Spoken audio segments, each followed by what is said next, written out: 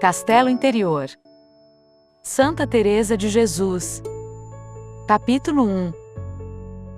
Pedindo hoje a Nosso Senhor que falasse por mim, pois não achava assunto, nem sabia por onde começar, a fim de cumprir esta obediência, veio-me à mente o que agora vou explicar. Servirá para tudo o que disser. Consideremos nossa alma como um castelo, feito de um só diamante ou de limpidíssimo cristal. Neste castelo existem muitos aposentos, assim como no céu há muitas moradas. Se refletirmos bem, irmãs, veremos que a alma do justo é nada menos que um paraíso, onde o Senhor, como Ele mesmo diz, acha suas delícias. Que vos parece? Como será o aposento onde se compraz um rei tão poderoso, tão sábio, tão puro, tão rico de todos os bens? Nada posso imaginar comparável à beleza de uma alma e à sua imensa capacidade. Por agudas que sejam, as nossas inteligências não chegam a compreendê-la verdadeiramente, assim como não compreendem a Deus.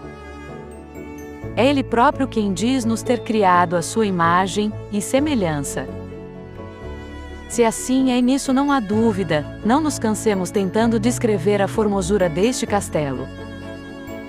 Entre ele e Deus existe a diferença que vai da criatura ao Criador. Em suma, é coisa criada. Mas basta Sua Majestade afirmar que a fez à sua imagem, para termos uma longínqua ideia da grande dignidade e beleza da alma. Não é pequena lástima e confusão não nos entendermos a nós mesmos, por nossa culpa, nem sabermos quem somos. Se perguntássemos a uma pessoa quem ela é, e não soubesse responder, nem dizer quem foi seu pai, sua mãe, ou a terra em que nasceu, seria grande ignorância, coisa mais própria de animal que de homem. Bem maior, sem comparação, é a nossa insensatez, desconhecendo o nosso valor, e concentrando toda a atenção no corpo. Sabemos muito por alto que nossa alma existe, porque assim ouvimos dizer e a fé nos ensina. Mas as riquezas que há nesta alma, seu grande valor, quem nela habita, eis o que raras vezes consideramos. O resultado é não fazermos caso de sua beleza, nem procurarmos com todo cuidado conservá-la. Todos os desvelos se consomem no grosseiro engaste, nas muralhas deste castelo, que são nossos corpos. Consideremos agora como este castelo tem muitos aposentos ou moradas, umas no alto, outras embaixo, outras dos lados. No centro, no meio de todas, está a principal, onde se passam as coisas mais secretas entre Deus e a alma. É preciso prestar muita atenção a esta comparação. Por meio dela, talvez queira Deus que eu explique algumas das graças que Ele concede às almas e a diferença entre essas graças.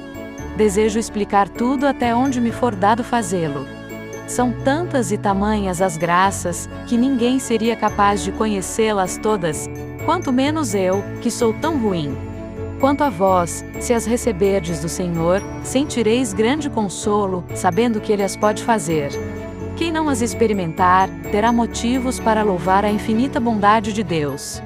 Como não nos prejudica pensar na glória do céu e na felicidade dos bem-aventurados, antes nos causa alegria e nos estimula a alcançar o que eles gozam.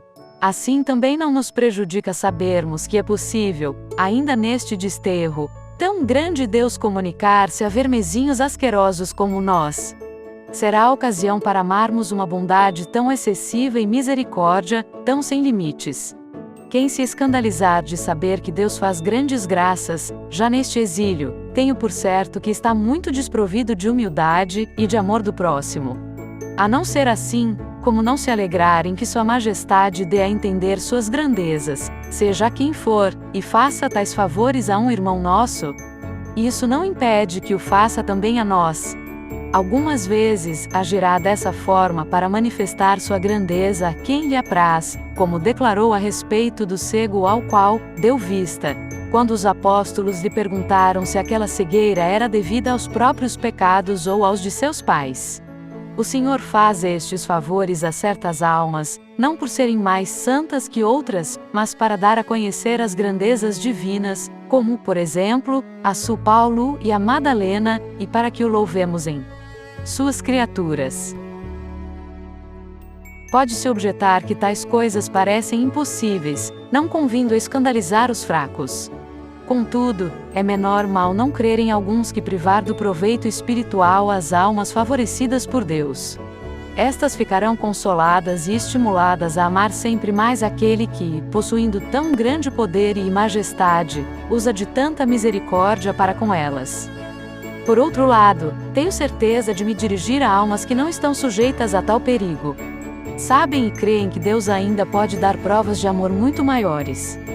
Quem se recusa a crer, jamais terá a experiência. Isso posso garantir. O Senhor gosta muito de quem não põe limites às suas obras. Por conseguinte, irmãs, jamais vos aconteça frear a bondade de Deus. Dirijo-me às que não forem levadas por este caminho. Voltando agora ao nosso agradável e maravilhoso castelo, vejamos como se há de fazer para penetrar no seu interior. Parece disparate falar assim, porque se a alma é o castelo, claro está que não entra nele, sendo ambos uma só coisa. Com efeito, à primeira vista, pode ser desatino, é como dizer a alguém que entre numa sala onde já se encontra. Mas ficai sabendo, a grande diferença entre os modos de estar no mesmo lugar. Muitas almas andam em torno do castelo, onde as sentinelas montam guarda. Não têm interesse em entrar nele. Não sabem o que existe nessa esplêndida mansão, nem quem mora nela, nem mesmo os salões que contém. Não ouvistes dizer que alguns livros de oração aconselham a alma a entrar dentro de si mesma? É esse o meu pensamento.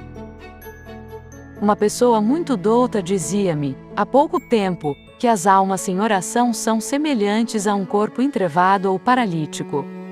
Embora tenha pés e mãos, não os pode mover. É bem verdade. Há almas tão enfermas e tão mergulhadas nas coisas exteriores, que dão a impressão de não haver remédio nem possibilidade de as fazer entrar em si mesmas. É tal a força do costume de tratarem continuamente com a cerviz e fez das cercanias do castelo, que já se tornaram, por assim dizer, semelhantes a elas.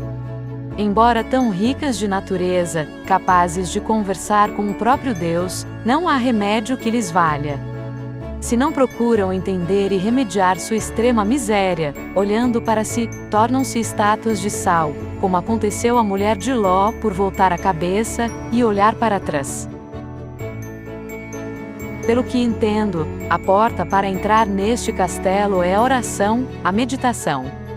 Não digo oração mental mais que vocal. Para ser oração é necessária a reflexão.